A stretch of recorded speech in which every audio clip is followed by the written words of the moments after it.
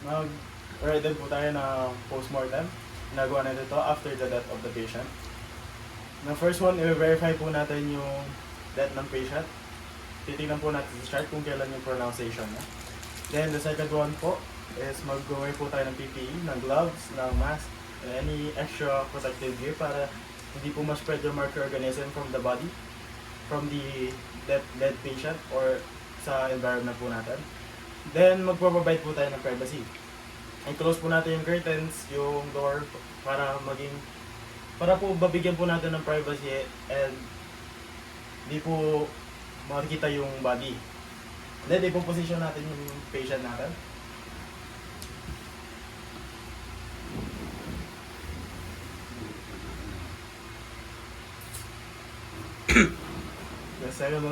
The next one po is i-close na po natin yung eyes and the mouth.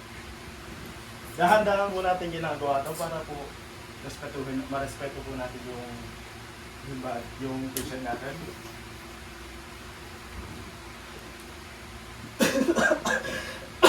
Then i-clean na po natin and i-dress yung katawan po ng patient. So now let's assume na kine-clean na po natin siya na maayos.